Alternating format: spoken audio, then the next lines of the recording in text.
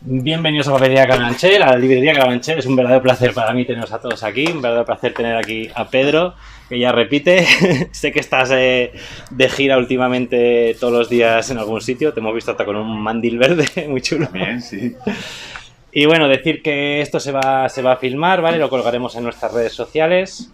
Estamos en todas las redes como Papelería Carabanchel. Este ya es el 8º encuentro que hacemos este año con autores, así que si queréis pues nos podéis seguir para estar al tanto un poquito de las cosas que vamos haciendo. Pues nada, Pedro, si quieres empezar tú a contarnos un poquito de qué va Los Incomprendidos. Bueno, Los Incomprendidos. Por ejemplo. Bueno, la novela nace de muchas conversaciones con amigos, muchas cenas, muchas comidas, en cuyas sobremesas pues todos terminamos hablando de los hijos.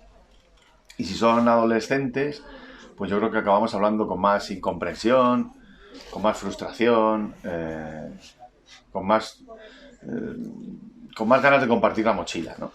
Y ahí, como yo creo que la literatura siempre tiene que escribir de cosas que son de verdad, creo que los libros tienen que funcionar como un espejo, tienen que hablar de cosas que te atañen, ¿no? Directamente, de algún modo que te hieren, si quieres, que te conciernen, que te interpelan. Entonces yo creo que había que escribir algo, lo mismo que con Los Ingratos, creía que había que escribir una novela sobre aquellos baby boomers que nacimos en los 70 y de algún modo estábamos anclados con el medio rural, etcétera.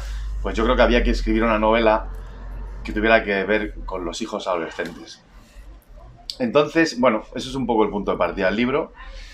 Y lo que hago es contar la historia de Javier y de Celia, que son una pareja de una familia clase media bien, y que tiene una hija adolescente y un hijo pequeño.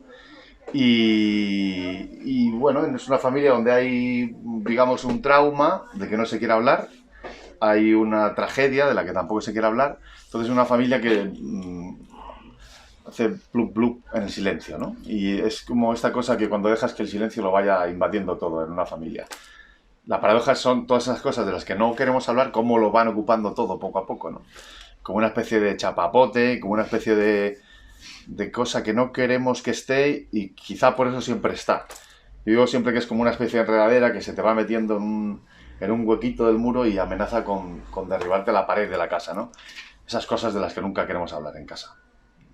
Todos tenemos un muerto en el armario y todos tenemos un tema del que no queremos hablar. Bueno, esta familia tiene el suyo, ¿no? Entonces, bueno, se mueven ahí entre los silencios, la culpa mutua, las incomprensiones mutuas y, bueno, y ahí se va desarrollando la novela. Yo te quería preguntar cómo, a nivel a lo mejor más técnico, cómo la estructuraste, como hay diferentes narradores, incluso hay una historia dentro de la historia. ¿Fue una escritura lineal o escribiste, digamos, primero la parte de uno, la parte del otro? ¿Cómo fuiste alternándolos? Bueno, yo no suelo escribir de un modo lineal. Un modo lineal sería empezar por algo, ¿no? Y ir siguiendo la historia. Escribes un poco como alguien que tiene un machete en la mano y va abriéndose paso en un manglar, ¿no? De tal modo que muchas veces solo ves los 2 metros que tienes delante, no ves mucho más allá. Pero a medida que van pegando machetazos vas aclarando, ¿no? La jungla y vas viendo un poquito más. Lo que yo suelo hacer es en la pared de la cocina pongo 13 o 14 folios en blanco y digo, venga, pues imaginemos que son 14 capítulos de la novela. Entonces voy poniendo muy someramente lo que quiero que pase en cada capítulo. Digo tan someramente que, por ejemplo, imaginemos que quiero contar la historia de un mayordomo que ha asesinado a un marqués. Entonces lo que pongo es primer capítulo. Bueno, pues ese día contaría el día en que el mayordomo asesinó al marqués. Vale. El capítulo 2, la infancia del mayordomo. Vale. El capítulo 3, la infancia del marqués. Vale. El capítulo 4, pues molaría el día a lo mejor en que se conocieron el mayordomo y el marqués, ¿no? Vale. Y luego, ¿qué más? Pues el capítulo 14 molaría que acabase bien, ¿no? Entonces tú vas anotando ahí, cuarto, el último que acabe bien, el otro tal. Bueno, vas a ir organizando un puzzle y luego cuando te pones a escribir con estos machetazos, pues vas viendo, ¿no? Hay cosas por donde vas tirando. Generalmente escribo por lo que más ganas tengo de sacarme. En Los Ingratos, lo primero que escribí fue cuando esa madre se dirige al hijo porque como soy padre no me es muy complicado tratar de ponerme en eso, ¿no? Claro. En ese papel. Y en Los Incomprendidos, pues lo primero que escribí fue, creo que es uno de los 3 últimos capítulos. Pero vas cogiendo cachos según te va saliendo, o sea, dices, pues mira, hoy me apetece, de todos los post-it que tú tienes ahí, vas diciendo, hoy hay me veces apetece que sí, este. hay veces que digo, voy a escribir el capítulo 12 porque o es una el que parte me del llama capítulo hoy. 12 porque me apetece escribir esto, ¿no? Me lo invento, yo qué sé, el día en que el tío se tiró desde un 5.º piso y contar esa escena, y a lo mejor te pones a contar esa escena y esa cosa te lleva a otra, y de repente ves que has escrito 15 folios de ese capítulo que era el 12, ¿no? Yo digo que es un poco como si tú quisieses que una ardilla fuese de aquí a allí y en el medio le vas poniendo muchas veces árboles, ¿no? De tal modo que cuando has escrito algo del capítulo 5, del 2 y del 7 y empiezas el capítulo 1, ya vas sabiendo hacia dónde quieres ir, ¿no? Y esto, bueno, esto es un modo de escribir como otro cualquiera. Yo casi nunca empiezo... O sea, casi nunca... El libro yo no lo he empezado por la primera frase del libro. Este libro lo empezaría, pues no sé por dónde. Lo que pasa es que los libros tienen muchas capas de pintura. Luego vuelves a reescribir, luego quitas, vuelves a quitar. Yo creo que escribir sobre todo es tachar y tirar cosas a la basura. En Los Ingratos le quites 60 páginas. ¿Cómo fue el proceso? Me refiero de... Me parece que dijiste en una entrevista una vez que sacabas 5 folios buenos al día si tenías suerte. Sí, claro. En este más o menos fue un poco más fluido, ¿te costó más? O... Generalmente me pongo a escribir en torno a las 9 y algo, y a las 3 paro, y si tienes un día bueno, escribes 6 folios, si tienes un día malo no escribes nada. Yo creo que no hay nada peor que estar 6 horas delante de un ordenador y no escribir nada. Porque te sientes, dices, bueno, ¿qué estoy haciendo con mi vida? ¿Qué he hecho hoy? Sí. Pero también es muy importante porque entonces ya sabes lo que no quieres contar, lo que no quieres escribir. Y eso yo creo que también, o sea, muchas veces cuando haces una novela es muy importante saber lo que ya no vas a poner, ¿no? Entonces, esa mañana sacó en claro que el mogollón de cosas que no vas a poner, ¿no? Y bueno, eso también está bien. Hablaste antes de la primera frase, que no empezaste por la primera frase. Yo soy muy fan de las primeras frases en general de los libros y siempre me gusta preguntar a los autores cómo llegas a esa primera frase. La primera frase del libro es: esta niña de la foto me quiere muerto. Sí, que ya es una frase que ya te dice, ya está, o sea, sí. ya no puedo parar. Esta niña de la foto me quiere muerto. Inicialmente era, esta niña de la foto me quiere matar. Pero la cambié a última hora por me quiere muerto, porque creo que matar tiene como un componente... es más fuerte. Más fuerte. Si el mago me quiere muerto, tú no tienes por qué matar a nadie, ¿no? Claro. Puede ser que el otro se mate. Y me parece que la relación entre el padre y la hija iba un poco más por ahí. Y muchas veces los adolescentes al padre lo quieren muerto cuando están muy enfadados, pero no lo quieren matar necesariamente ellos, ¿no? Y creo que eso no nos vamos a ensuciar las manos. Estaba más ajustado eso, ¿no? Y sí, yo también procuro que las primeras frases sean interesantes, también los finales, ¿no? Esto tiene mucho que ver con el periodismo, porque yo creo que todo conspira para que no leamos, para que nos distraigamos. Entonces yo creo que o coges a alguien por los pelos y te lo llevas dentro, o la gente se va, pero se va al tercer párrafo, porque fíjate si hay libros, ¿no? Yeah. Entonces coges otro, o está sonando el móvil, o hay una serie cojonuda en Netflix que quieres ver, o jugar a Leti. Entonces... bueno, hay colegas viendo cerveza, digo que todo conspira para que no te quedes a leer. Entonces yo creo que, tienes que así como en el periodismo creo que hay que escribir contra el lector, yo creo que un periodista tiene que escribir contra el lector porque le tiene que sacar de sus prejuicios y tiene que hacer que piense y tienes que intentar, bueno, todos vamos, ¿no? A ver, a consultar una web, un periódico, a escuchar una radio para refrendar nuestros propios prejuicios. Entonces yo creo que el periodista tiene que escribir contra su lector, pero sí que creo que la novela es al revés. Yo creo que tienes que coger al lector de la mano, llevarlo, hacérselo fácil. A mí la literatura que es complicada no me interesa demasiado. Dijiste una vez que es como un viaje en taxi donde tú eres el taxista y el lector es un poco el espectador que va mirando... Sí, yo creo que escribir es esto. O sea, escribir una novela... O sea, yo creo que un reportero es como un taxista porque es un tipo que te va de viaje y quizá un novelista sea un conductor de autobuses porque lleva a más gente, pero al final tiene que ver un poco con que tú marcas un viaje, ¿no? La gente va detrás y es muy curioso porque, claro, el que va en el autobús, cada uno hace una cosa. Tú lo vas llevando por un sitio, pero hay gente que se queda dormida porque no le interesa el libro para nada. Hay gente que siente miedo, hay gente que se marea. Hay gente que pide que pares y se baja del libro. Que se baja un rato, claro. Hay gente que se pone a pensar en lo suyo. Hay gente que mira por donde tú conduces. Hay gente que está en 3 autobuses a la vez. Claro, pero lo interesante es que tú dices, venid que yo os voy a llevar por aquí, claro. Os voy a llevar por una adolescencia en la que un padre se siente incomprendido y una hija se siente incomprendida y hay muchas fricciones y hay una culpa mutua, y hay muchas cosas de las que no hablamos y de las que deberíamos hablar en una familia, ¿no? La familia como ese terrario donde está todo un poco, lleno de bichitos. Hay aquí toda una oscuridad que envuelve un montón de silencios, lo que tú has dicho, un montón de culpa, un montón de vergüenzas. Sí, para mí el gran tema de la novela, para mí hay bueno, hay dos grandes, bueno, se me ocurren muchos, pero yo creo que hay dos temas. Uno es, bueno, un poco esto se repite con los ingratos, ¿no? Lo que ocupan las cosas que no decimos y la necesidad de decir las cosas a tiempo. Eso sería un tema de la novela. Otro tema es el tema de la culpa. Los padres siempre educamos con culpa. Claro, somos esa generación que nos educaron por mi culpa, por mi culpa, por mi gran culpa. Como ese mantra yihadista que te obligaban con 6 años a repetir en la escuela que el niño ocupaba esto y la culpa era así de grande. O sea, era más grande la culpa que el niño. Un crío con 6 años, tú fíjate qué culpa va a tener, ¿no? Sí. Pero claro, nosotros, los que nacimos en los 70, vivimos con la culpa siempre. Digo los que nacimos en los 70 y los de 69 también, o los del 81, no sé, por decir algo. Pero sí que está la culpa siempre. Culpa si le has dado una colleja a tu hijo si no se las daba a tiempo. Culpa si le has dado, si le has castigado o si no le has castigado. Culpa si has dicho que vinieras 12:30 de la noche y has sido el primero de sus amigos que ha venido, o si le has dejado que vengas a la hora que quiera. Es la culpa siempre, ¿no? Y este padre vive con culpa y la hija vive con culpa. Ese es otro gran tema. Y para mí el otro gran tema es la gestión del trauma, ¿no? Cómo gestionamos las cosas malas que nos pasan en la vida. Yo creo que ninguno de los que estamos aquí somos la hostia que nos hemos dado en la vida, sino seguramente lo que hemos hecho después de la hostia. Yo creo que lo que te define como persona es lo que haces después de esa hostia. Lo que haces después de que se te ha muerto un hijo, lo que haces después de que te has quedado sin empleo, lo que haces después de que tu pareja te ha dejado, lo que haces después de que te han dicho que tienes un cáncer, lo que haces después... O sea, ahí en esas decisiones, ¿no? Y en esta familia ha pasado una cosa y entonces también ahí se baten, ¿no? ¿Qué hacen después de la gestión del trauma, ¿no? ¿Cómo nos envejece la mala gestión del trauma? Yo creo que no envejecemos tanto porque nos caigan años encima, sino cuando dejamos que nos aplaste el dolor, ¿no?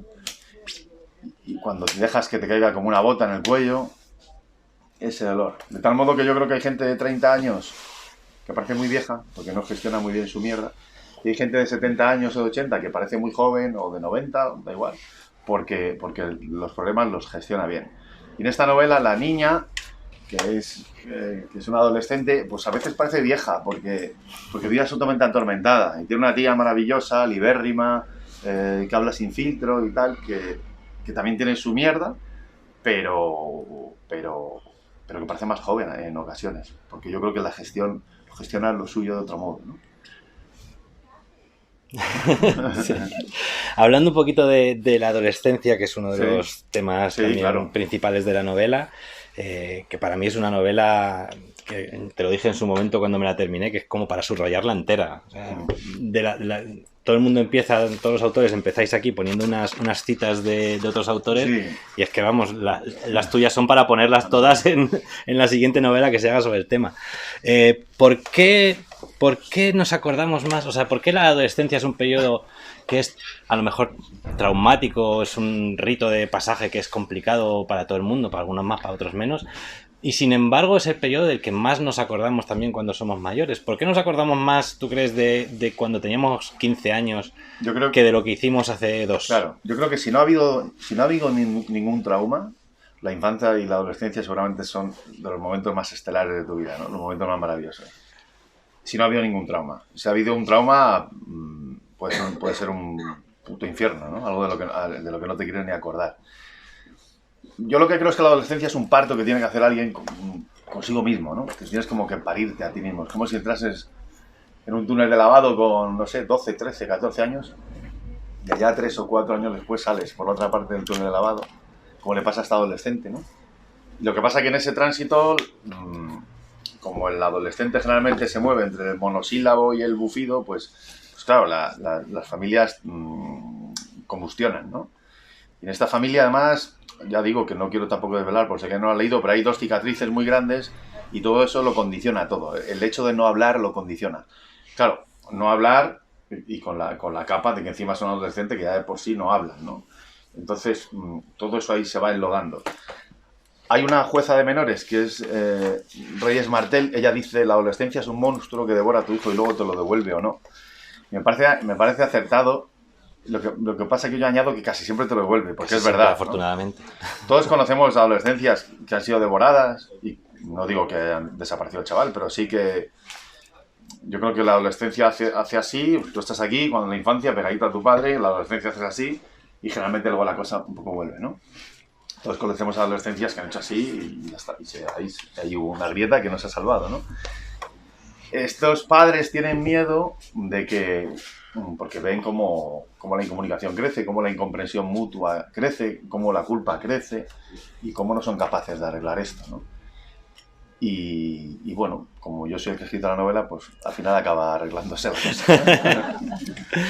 Y también hablaste una vez de cómo afecta la tecnología a los afectos, de la diferencia que hay con respecto a nuestra generación, quizá de nuestra adolescencia, que no había tecnología, y de cómo está la tecnología ahora, claro, separándonos más, o que ahora el nuevo pegamento es decir, vamos a ver algo juntos en la tele porque...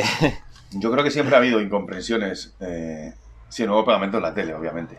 Qué curioso, ¿no? En los 80 tu padre decía: quita la tele que no hablamos, y ahora dices: vamos a ver algo juntos en la tele, ¿no? Dentro de unos años será, no sé, por lo menos mándame un mensaje por el móvil, ¿no? Todo es siempre empobreciendo las relaciones por culpa de la tecnología, pero bueno. Yo creo que siempre ha habido incomprensiones mutuas y silencios intergeneracionales entre nosotros y nuestros padres, y entre nuestra, pues siempre, ¿no? Esto yo supongo, sospecho, claro, yo puedo hablar de mi relación con mi padre y de la relación con mi hijo, pero sospecho que era así, mi padre con los suyos y per secula seculorum hacia atrás. Para mí la gran diferencia, por primera vez, es que los silencios vienen de otro lado, ¿no? Los silencios que yo puedo tener con mis hijos adolescentes. Los silencios y las incomprensiones que había entre mi padre y yo creo que venían de lo humano, de lo profundamente humano. Mi padre venía donde venía, de un mundo más áspero y más recio. Sus padres venían de la guerra, del medio rural. Yo creo que bastante tenían ellos con llenar la nevera y ir a la Chrysler o a la Pegaso o a donde fuera, como para andar en esta cosa de los afectos, ¿no? Tampoco había una pedagogía de los afectos. A nuestros padres nadie les había enseñado. Era muy difícil hablar de los afectos. Tampoco, ¿no? Esto no estaba ahí nunca. Había debate de esto. Luego nacimos nosotros y sí que ha habido una pedagogía de los afectos. Nos hablaron la LOGSE, la transversalidad de todo, la inteligencia emocional, libros de autoayuda, los medios de comunicación, diciendo cómo hay que educar, ser buen padre, ser buena madre, las malas madres, los buenos padres. Entonces yo creo que de eso vamos sobrados. Y luego está Los Ingratos, que es un libro para decir te quiero también. Claro, ninguna duda. Y lo que pasa ahora, yo creo, es que los silencios de ahora no tienen que ver con lo humano. A mí me parecen más pavorosos porque tienen que ver con lo tecnológico. Tienen que ver sobre todo con los chavales, con lo que les interpela desde fuera. La demanda constante de éxito y de felicidad y de alegría. O sea, está prohibido estar triste, está prohibido que no seas feliz y está prohibido que no tengas éxito, y además más o menos ya, o sea, cada día, varias veces, ¿no? Y esta constante demanda de felicidad y de éxito y de alegría, yo creo que cuando tiene una persona sin formar, como es el caso de Inés, pues esta mirada del otro te acaba dejando ciego, sordo y mudo. Y yo creo que hay muchos silencios de ahora que tienen que ver con esto, ¿no? Como ese nubarrón de la Pantera Rosa lo llevan todo el día encima, con el móvil y la mirada de los otros. Si eres chica y eres como esta chica y las circunstancias de esta chica, pues todavía más, ¿no? La mirada del otro, siempre cayéndote como una bota en el cuello, como decíamos antes. Y es esto que dice Inés, que estoy aquí leyendo. Dice: la adolescencia puede ser un infierno, basta con el cielo de los otros. Es suficiente con que te los imagines más felices y más guapos que tú y sin el nudo que sientes dentro. Esto es verdad, esto yo lo he hablado con adolescentes. De repente se chinan, como ellos dicen, se chinan porque el grupo de Instagram de un amigo tiene como más amigos que los que él tiene. Y las fotos del amigo salen 8 en las fotos y en las suyas solo salen 2 o 3. Y ahí, yo, claro, si es que no tengo amigos, es que no, claro, entonces todo es muy complicado. Y yo creo que los padres de esta novela tienen miedo, ¿no? Con esto que ven que le está sucediendo a la hija, porque los padres siempre, aparte de vivir con culpa, también tenemos miedo siempre. O sea, ser padres es empezar a tener mucho miedo. Esto. Sí, y eso no se cura. Eso, mucho miedo. Porque inconscientemente pones todos los huevos de tu felicidad en una cesta que no es la tuya, la cesta de otro. De modo inconsciente, ¿vale? Como si fuese eso una especie de de ruleta gigante y metes todas las fichas de tu felicidad al 14 rojo y al 17 blanco. No sé si es así porque no juego la ruleta, pero bueno.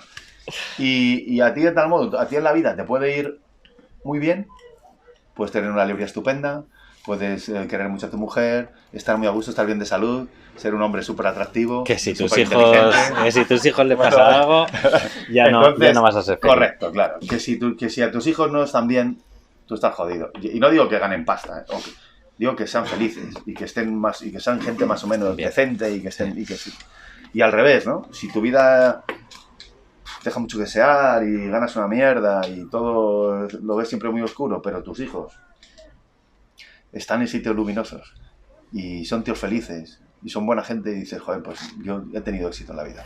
Y estos padres, a los que no les va mal, porque él es editor y ella es neumóloga, empiezan a ver cómo su vida se va a la mierda o creen que pueden fracasar porque no saben cómo poner luz a la vida de su hija, ¿no? Y cómo derribar ese muro de las incomprensiones y hablar de lo que hay que hablar y restañar heridas.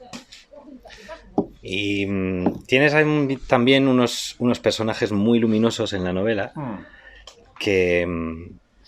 que tú trabajas siempre con personajes jodidos, con gente rota, porque, sí. porque es algo donde tú encuentras que hay más interés, ¿no? Sí, yo creo que sí. Y hay sin embargo, hay un par de personajes muy, muy luminosos en la novela y aún así también están rotos. Sí, es un poco como ellos han gestionado ese estar rotos, ¿no? Frente a los que en principio parece que no tienen tanto problema así de primeras. En esta novela todo el mundo va al psicólogo. Y luego hay un tío que es esquizofrénico, ¿no? Y a mí eso me parece que está bien porque yo creo que habla mucho de nosotros. Y yo creo que bienaventurados los impuros, ¿no? La palabra pureza da muchísimo miedo. ¿Los impuros es el tercero? No. Los informáticos, ¿te imaginas? No, la palabra pureza da mucho miedo, ¿no? Porque te exige perfección. Y pedir ayuda tiene que ver más con lo que nos pasa a todos, que somos muñequitos que necesitamos que nos ajusten algunas piezas. Y yo quería, aquí hay un personaje, mucha gente mala del personaje de la tía Clara, ¿verdad? Que es esta mujer, que no, es la típica tía que no tiene hijos, que mola mucho, porque es gente súper generosa, gente que te da su tiempo, gente que te habla sin filtro, gente que a su hermano le dice, mira, no, lo estás haciendo fatal, porque está este día ahí, no sé qué, y es gente, no sé, a mí me parece muy interesante. Y yo he tenido tíos así, que no tenían hijos y son maravillosos por todo esto que digo. Pero me apetecía meter una persona esquizofrénica, porque yo tenía un tío esquizofrénico, para mí ha sido muy importante en mi vida, sobre todo porque me ha abierto mucho al mundo de la cultura y era una persona muy interesada por la cultura. Yo recuerdo con 19 años escuchando a Bob Dylan, leyendo a Lorca, él escribía también poemas y toda esa plastilina yo estaba ahí pegado porque pillé mucho de él. Y me parece que se puede ser muy ejemplar desde lo roto. Bueno, se debe ser muy ejemplar de lo roto, pero hay gente que está muy mal y me parece que es muy inspiradora, ¿no? Yo creo que puede ser más inspirador una persona con esquizofrenia que un tío que gana 20 Grand Slam de tenis. A mí me parece más inspirador porque tiene más que ver conmigo. O sea, el otro me parece un superhéroe de la Marvel, con capa, pero el otro me parece alguien que lo tienes al lado, ¿no? Y que a mí me inspira mucho, ¿no? Me inspira mucho por esto que te digo, por las biografías rotas y bueno, como de ahí siempre se puede sacar algo maravilloso. Tenía otra pregunta así un poco más técnica, si quieres. Hay una novela negra dentro de la novela. Sí. Quería saber si esa novela la escribiste o tuviste la tentación de escribirla y que a lo mejor al final derivó en decir, no, mira, la voy a meter dentro de otra, pero pues, a lo mejor tuviste esa idea de escribir una novela negra en sí. Lo mismo que Los Ingratos, es como una novela así como más blanquita, ¿no? Esta es un poco técnicamente un poco más compleja, y es verdad, y más áspera, ¿no? O sea, no es tan de guante blanco, yo creo que pica un poco más. Y es verdad que hay una cosa que no sé cómo salió, que dije, me molaría escribir algo de esto, ¿no? Y ahí está esta novela dentro de la novela, que es una especie de novela negra, con un argumento un poco alambicado, pero... La novela negra que va a triunfar o algo así. Sí, el tío se cree que va a ser la gran revelación de la novela negra y esté ahí. Y es hay un trauma en esta novela negra. Yo lo que quería también contar un poco, jugar con... Muchas veces buscamos historias fascinantes y que sean muy llamativas en novelas que vienen de lejos o un poco tienen que ver con lo exótico, o la novela negra o una novela de terror. Y yo lo que quería contar es que a veces las novelas de terror están en la persona que está sentada al lado de ti en el autobús. Ese aparente anonimato, ¿verdad?, de alguien. Y como esos juegos en los que rascas un poco con la uña y debajo hay una historia. Fascinante siempre. Yo creo que todo el mundo que hay aquí, seguro, si contase la parte de su vida que no quiere contar, que no te atreves a contar en público, habría materia prima para escribir una novela, seguro. Otra cosa es que alguien esté dispuesto a contar la parte de su vida, porque eso es hablar de tu mierda, de tu basura mental, de lo que no queremos hablar. Pero ahí siempre, creo que todos podríamos ser protagonistas de una novela. Yo sé qué parte de mi vida daría para una novela, lo que pasa es que no quiero hablar de eso, claro, pero todos sabemos qué parte. Seguro que alguno está diciendo, sí, yo contaría esto, yo hablaría de esto. Pero es verdad, ¿eh? Sí, y hemos leído novelas a veces que dice, pues si yo contara lo mío... Anda, si contase yo lo que tengo yo aquí en el armario. Claro. Las cajas sin abrir, Claro. También famosas. Bueno, no quiero tampoco que se alargue mucho porque... Buena idea. Pero bueno, me gustaría terminar por mi parte, por lo menos, luego si hay alguna pregunta. La primera vez que me hiciste llorar en este libro, que fueron unas cuantas. Página. Página 20, 21, te lo dije en su momento también, de cuando esta pareja que vive en Carabanchel se mudan a una casa más grande en Boadilla, ¿no? Y me parece tan bonito porque primero es un homenaje a los que vivimos en barrios, a los que vivimos en casas pequeñas, a los que tenemos hijos en casas pequeñas, y me pareció tan bonito. Y dice así, lo bueno de cuando teníamos una casa pequeña es que los niños no tenían escapatoria. Si querías concitar su atención, si querías hablar cara a cara con ellos, si querías que vinieran a pedirte perdón o hacer algo todos juntos, era casi imposible que no lo acabaran haciendo. La única estancia donde había un televisor, buena luz natural, sofás y espacio suficiente como para volcar las cajas de juguetes con desahogo y sin tropezarse era el salón. Y luego saltó un poquito, dice, ahora no. Ahora Inés se va a la guardilla de 40 metros y echa el pestillo, o se encierra en una habitación solo suya más grande que el salón de aquella primera vivienda, o se baja al garaje que tenemos habilitado como zona de copas y se pone a escuchar música con los cascos para no oírnos, imagino. Y rematas ahí, dice, lo malo de tener una casa grande es que tocas a más metros pero a menos gente. A mí eso me pareció brutal. Es verdad, ¿no? Esto de la felicidad, ¿no? Al final, la felicidad es el perfecto desorden. Eso te vas dando cuenta cuando en tu casa empieza a haber mucho silencio y mucho orden, ¿no? Que al final el caos era la felicidad. Que ahora el cajón de los cubiertos sea un cromo de los asuntos o unos calcetines de este tamaño, ¿no? Eso, el ruido, ¿no? Y eso también estaba en Los Ingratos, ¿no? Que lo decía la Emerita a la madre, ¿no? Y esto yo también lo veo, ¿no? Y lo veo también en amigos cuyos hijos ya se han ido de casa y todo esto. Hay ese momento. Y bueno, y los ruidos y los silencios, claro. sí, los ruidos y los silencios. Siempre hay como síntoma de algo también. Si tenéis alguna pregunta... No tenéis por qué tener ninguna pregunta. Si me ha hecho un montón ya, ¿verdad? Bueno, pues si queréis lo dejamos aquí. Vale, te dejo aquí solamente el peligro, si quieres firmar unos cuantos. Vale, si ¿vale? hay alguien que quiera que le firme un libro, se lo firmo. Alguna habrá, seguro. Incluso que le dibujo una flor. Muchas gracias. Gracias a ti.